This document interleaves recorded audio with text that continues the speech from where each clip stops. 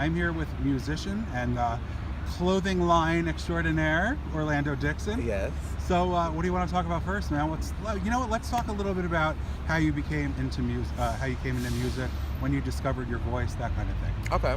You like how I asked you what you wanted to talk about first? And then What do you want to talk about? Hijacked You know it? what? Let's Yeah, just talk you know about. What? I'm doing the interview. Let's talk about this first. So I started singing when I was about 6 years old. I started singing in church. My mom noticed that there was something special about me being able to match pitch accurately. And I always tell this story because I remember when I always tell the story to her because I remember when my mother gave me that look of, there's something there. I was singing an old hymn in church, and I wasn't in front of the congregation at the time. I was just singing beside her, and she stopped and she looked at me like, there's something there. So probably about around eight years old, my mom put me in voice lessons, and that was the first time that I had really kind of gotten into this idea that singing is a thing. This is something that I could like really be into, and I just thought it was a great pastime. I'm a kid. I wasn't thinking anything of it. When I was about 10 was when I started like showcasing in talent shows. Right. I did Apollo Kids when I was about maybe like 11, which was first experience for me on stage, like a big stage in front of a big audience. You were born and bred here in New York? No, I'm originally from Washington, D.C. Okay. So there was an audition there that got me here. And so after that, my mom started allowing me to be in different talent showcases and competitions and things that actually had a monetary value to them because her goal was I wanted you, after talking to me now, she's like, I wanted you to see that there was a value in you being able to do something that you love, that there is a payoff in you pursuing this. So that was the lesson that I wanted you to learn during that time. We were doing all those talent shows and all those showcases. At about 12, I started recording music. So I was just demoing, and that was really when I started getting into what does my voice sound like? What is it that I want to, how do I emote? What do I need to do? At that point, I'm in voice lessons, so I understand a little bit about the voice in regards to, am I breathing correctly? Do I have my technique right? And that was also during the time my voice was changing. Yeah. So my voice changed really early at about 11, 12 years old. My voice went from soprano to tenor, and it was very drastic because I was used to, at that particular point, I had been singing probably professionally for about 2-3 years. And I was like, okay, I have a good footing in what it is that I sound like, and then my voice changed, and I honestly became really discouraged. Like all through middle school and high school was very difficult for me to get a handle on what I sounded like. I did not like my voice, and I think that insecurity that followed me all the way through college. I was fortunate enough to be in a performing arts program in middle school and high school, so I was getting voice lessons every week. And the program was classically based, so we were doing what my teacher would call sing plays, where we were sight reading and singing the music.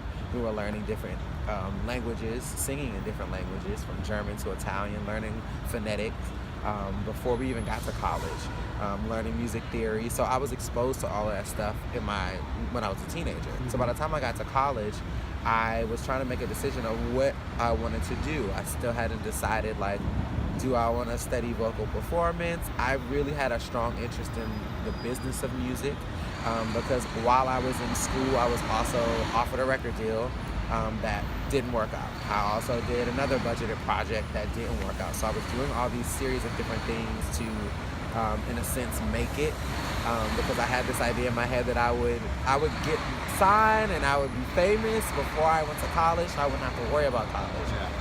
When I graduated high school, and I realized Reality I have sunk to, I'm going to have to figure out what I'm going to do. So what is it that I want to do for the next 4 years? And me and my mother had a really serious conversation about that, because, her thing was first and foremost, this isn't a public education.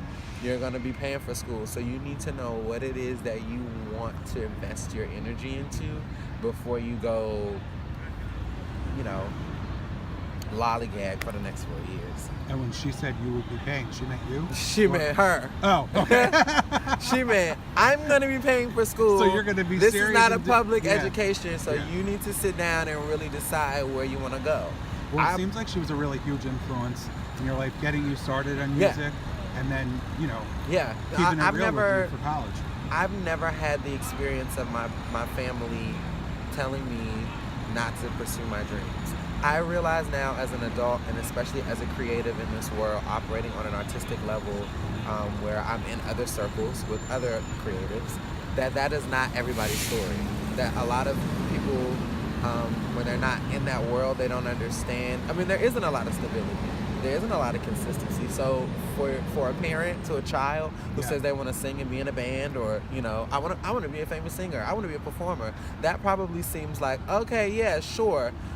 Whenever you grow out of that, then you'll go on to being a lawyer or a doctor, right, or a bank investor or whatever. You know, it's funny that you say that. Out of the hundreds of interviews I've done, every person has, well, at least they've told me that their parents were supportive of it. So that's kind of funny that you're saying that.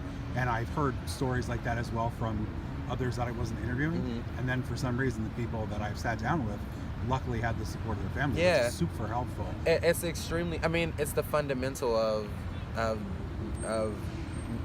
being attached to your passion. Yeah. If it's not instilled in you or conditioned in you to believe in what you do, wholeheartedly, no matter the risks, no matter the failures, no matter the missteps, then you go through life thinking that, you know, doing what I love isn't necessarily going to bring me livelihood. Right. It isn't gonna, and I've never had that, but I know a lot of people who that's not been their experience. They're just getting their footing in their career at 25, 30, 35 as a performer, as an entertainer, because they went and lived an entirely different, went down an entirely different road, right, had an entirely different trajectory because they wanted to honor what their parents wanted. And that's fine. You know, I don't judge it one way or the other. Right? I just am grateful, and I feel really, really blessed that my family, my mom and my sister specifically, have always supported everything that I wanted to do. And how did things progress in college?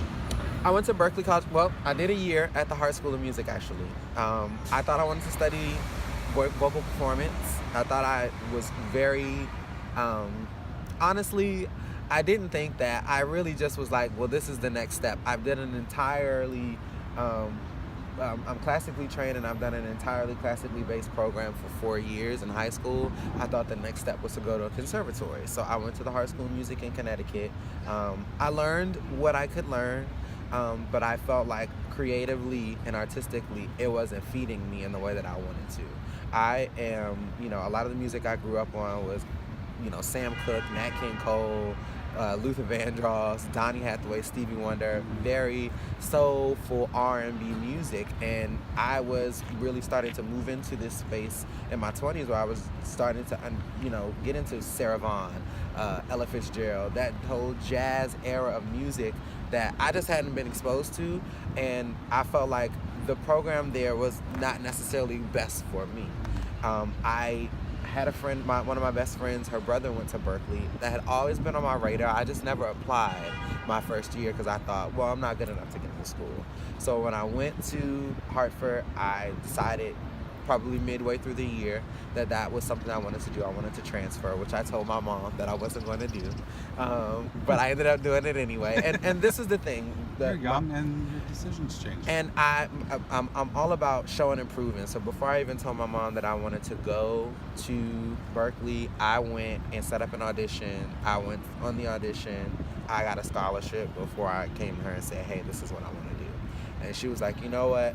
You saw the process through this entire way up until this point enough to come to me and say, hey, I have a plan. This is what I want to do. I want to honor that and support you.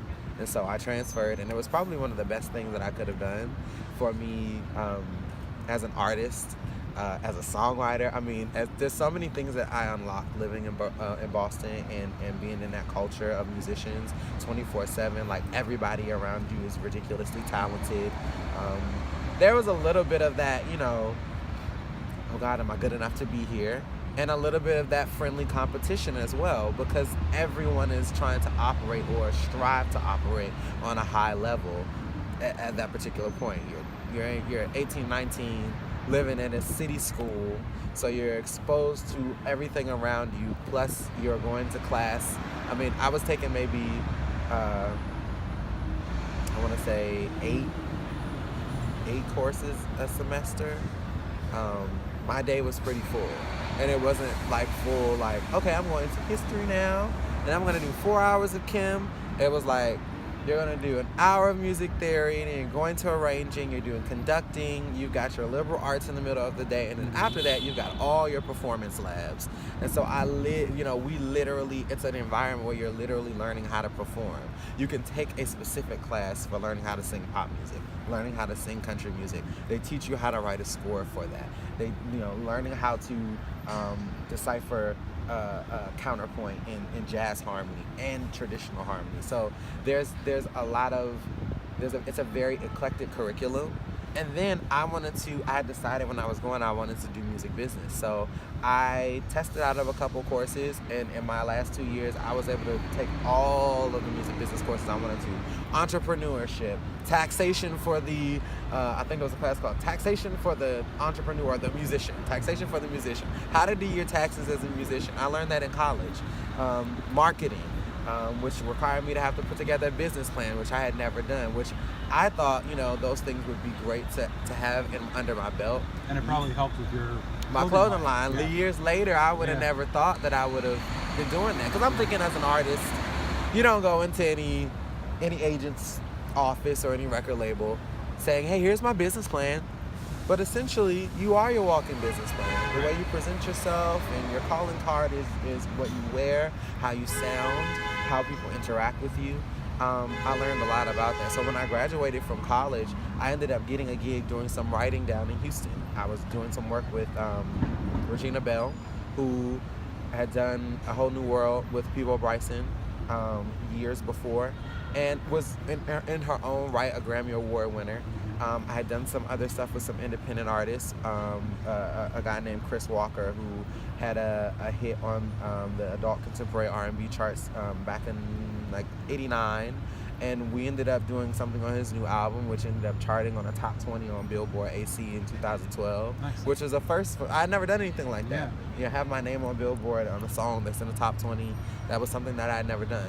Is that the reason you sing A Whole New World with Decapella? It's actually a full circle moment for me with that. I always tell that story. I don't think that was intentional. I think I'm a baritone, and that fit for that particular space that Deke was writing it in. But when I did The Voice, because I was working at the same time. I graduated, I was going down to Houston writing, I was working and doing temp work, and I was an admin for a while, and then I was a senior admin, and then I worked for this company called Sound Exchange, which is one of the only companies that monitors royalties for webcasting services, which, again, it's a full circle moment. I'm now registered as an artist in Sound Exchange as a member of Decapella. That's cool. I understand that process because I worked there for a year. And so in 2012, I said, I'm going to quit my job. I'm going to start booking my own shows. I was doing YouTube really heavy at that particular point, and I was gaining a pretty big following. I was working and collaborating with other artists who were gaining a following, and this is before YouTube had kind of become YouTube. This is when partnerships were like very, very new. And I had just gotten a partnership, and I had just gotten 30,000 subscribers. So I was like, okay, I'm gonna, figure out how to leverage this. And I was actually coming up here to New York at the time. I was driving from DC to New York. I was doing shows in the Lower East Side. I want to say one of the places I went to, I don't know if this is the right name, it was like Refinery NYC. It was a show where I actually came up here. I was staying in Chinatown. And I had a keyboardist. He canceled. I had to play for myself at the last minute. It was the most nerve-wracking gig that I ever done, because I don't usually play and sing for myself. Not on a gig unless I've practiced. I had maybe 5 hours that night before to sit down and review everything that I had planned. But it taught me something. But I left that gig that next day, feeling extremely discouraged. I felt like I can't sing. People don't like my voice. I'm only going to be seen as this guy on YouTube. And so I went the next week to an interview at the Hilton Hotel where they told me, I didn't even have, you can't see because I have my jackets on, but I didn't have all my tattoos. I had like, talk about that. I had literally like maybe my ears pierced. And, you know, they were like, well, you know, when you're working here, we're going to have to, you can't have any piercings, you can't have any tattoos showing, you can't do this, you can't do that. And I left the interview feeling like, this isn't what I want to do in my life. I want to be able to express myself in the way that I feel is fulfilling for me. And I remember having a conversation with my friend that next day. I was crying and I was like, you know, this isn't the life I see for myself, but I got to get a job. I have to take care of myself. I'm grown. I have to figure out like what I'm gonna do for stability. And literally in the middle of that conversation, I got a call from a casting producer saying, hey, we saw your stuff on YouTube. We'd love to see if you want to audition for The Voice. And I was like, no, you know, thank you so much for the opportunity. Because before that, I had done American Idol. At the time, X Factor was a show. I had done X Factor and I had to fly myself out there. So I exhausted a lot of my savings doing that. And so when they called, I was broke. And I was like, thank you so much for the opportunity. I really appreciate it, but I'm not going to be able to do it. And I was about to hang up on that lady, and I can hear her going, wait.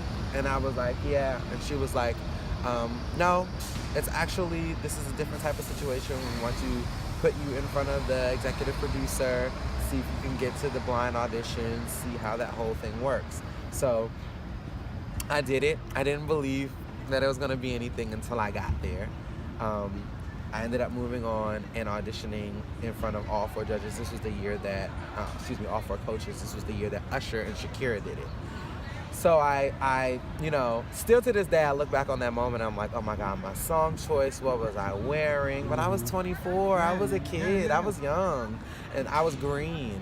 And that experience literally shifted something in me. I ended up having an opportunity not only to work with Usher, but that year his advisor was Pharrell. And this was right before Happy and Blurred Lines blew up. It was literally the same year. It was right before all that stuff blew up. And he sat with me, and without even knowing who I was, he said, I want to say that I feel your energy, and I'm really happy for you. I don't know why you need to hear this, but I'm happy for you. I know that what you're doing is going to make your mom proud and your family proud. He was like, and you're probably one of the greatest vocalists that I've heard in a really long time. And so that was a big compliment to me. But he said, but you know what I feel like is that I'm not able to connect with you because you're hiding who you are. And I feel like you just need to plug into your authenticity. And at that particular time, that was where I was. I was feeling like I didn't know what I wanted to sound like, what type of life I wanted to lead for myself. I knew I wanted to take care of myself, take care of my family, much like everybody does, but I didn't know how I was going to go about that. And specifically with singing, I was extremely insecure. I just felt like I wasn't a good singer. And so hearing that made me feel empowered, and it encouraged me. And I thought my time would be cut short because I didn't win my battle, and then I ended up getting stolen to Adam's team. And so when I worked with him, it was we actually had a very similar but opposite musical upbringing. I grew up with a lot of Stevie Wonder and a lot of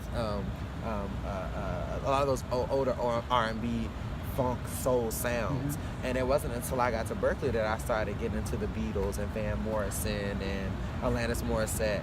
He was the opposite. That was what he grew up on, and it wasn't until because he was a drummer.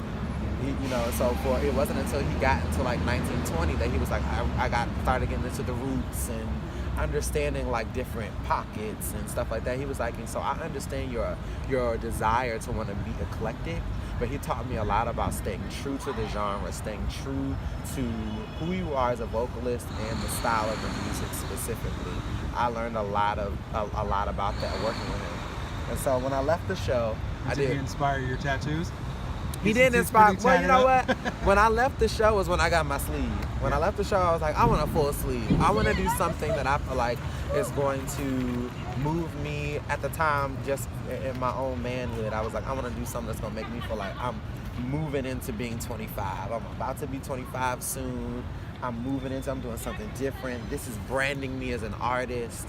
And everything on my arm I always say this is my music arm, and then this is my cultural arm, because I have like the Eye of Ra, and the kanji symbol for love, and the tribal symbol here, and I have different stuff, like my grandmother's birthday is here, and but most of the stuff here is all on my music arm, and this was free-handed by a friend of mine who I've been going to her since she was 15. She's literally free-handed it started out as a quarter sleeve, and then she extended it, and then she did a full sleeve. Yeah. So there's a story behind everything that I have on my body. And so when I left, I started doing background work. And I was trying to brand myself in that way. This is the first time I had really started working consistently. I was doing some work with a few different R&B artists, and then I started working with it.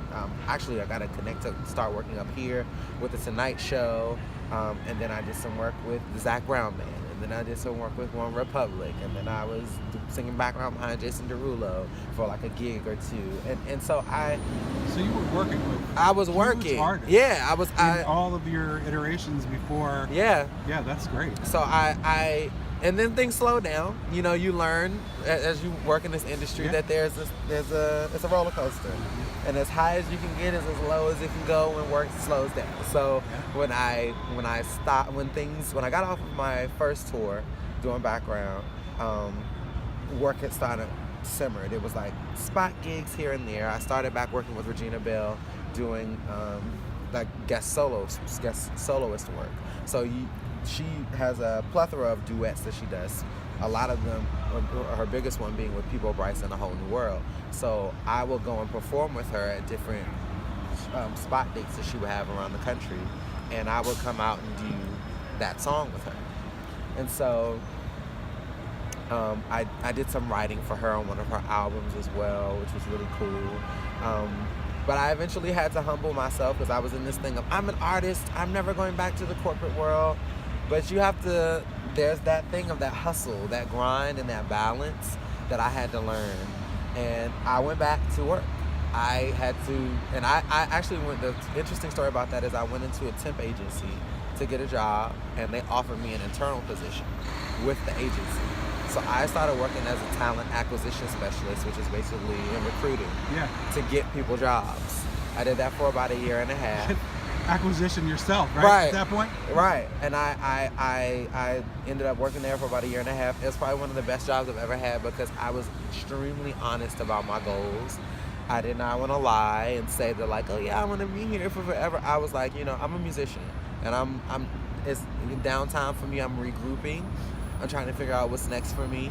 And my boss was a VP, who happened to be VP of her area at the time.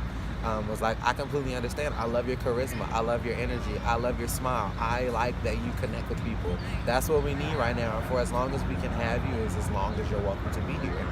And during that time, I ended up getting a grant, an artist grant with a company based in DC that paid for the production of my first album. So at this time, I'm like working. I have my album. I'm trying to hand it out, and I'm performing at places like the Howard Theater in DC. I'm opening for artists, and then you exhaust as much as you can as an indie artist into your work. I didn't. Now looking back, I would have budgeted completely different. I would have done it completely different. I was young. It was my first time doing it, but I learned a lot about doing it on my own. How much it costs to put an album together, what it costs to promote. Just advertising and promotion alone can be extremely expensive. So it is. I understood. I think my experience of not having a record deal, having it not be a great record deal, and then doing it on my own allowed me to marry these two worlds that I felt were extremely disconnected. Anyway, after I left, when I was at my job, I was there for a year and a half. I made a decision probably the last 6 months that I wanted to move to New York. Saved up what I could, which actually was not that much. I had an idea in my head. I didn't know how, what? And that's the thing. I did not know. I really didn't understand the cost of living up here. Yeah. And again, I attribute my mom with being the wise woman that she is. She kept saying, I do think that you need to be thinking about this, that, and the third. And I'm like, Mom, I'll be fine. I'm going to be okay. I just need enough money to get up there, and I'm going to figure it out. Well, I did just that. I moved up here, and I was not in the city. Actually, a friend of mine, I had come up here a few different times to look for places, and every time those places fell through. So when it got to the deadline of when I said I was going to move here, I ended up crashing with my friend, one of my homegirls in downtown Newark. She had just gotten a spot. She said, I have a nice spot. It's a studio, but it's a really big studio. You can crash on the couch for about 3 months. She's like, that's the best I can do. You have to figure out what you're going to do after that. So when I moved up here, I literally was commuting in 20 minutes on the Jersey Transit to come in every day for either an interview or an audition, or either both. I would either go to a staffing agency somewhere down here. We're near Wall Street, so somewhere down here on Wall Street, and then I would go back up to 34th and go to auditions. And that was what I did for probably the first month. I ended up getting a cruise contract in 2017. Like the second month I was here, I got a cruise contract. Rehearsal started in March. We left for the cruise in April. I did the cruise for about 4 months. It's a great experience. We'll probably never do it for that long ever again. Yeah. But I left learning so much about how to live and work in the same place, and what that balance is, because it's a hard balance. Yeah. And just understanding like how to create your own peace, create your own space, be in your own bubble, and not allowing things to affect you. We were also performing 6 times a week, so it was while it wasn't Broadway, it was pretty taxing. We were doing costume changes. We were coming up out of the stage. Yeah. It was a full production show, so I learned a lot about that because I had not done anything like that before, and it was only 4 of us. So it was kind of like a mashup group. It was like Jersey Boys meets Frankie Valli type style show, but with tuxes and costume changes and go down and smoke and lights. And so that was just the first time that I had done anything like that, and I learned a lot. When I got back, I ended up finding a space in the Bronx. I ended up crashing with a friend in the Bronx, ended up finding a space in the Bronx, and then I auditioned for Capella top of 2018. All right, folks, this has been the beginning of the interview. We are going to have part 2 where we unpack Capella and his clothing line. Check back for part 2.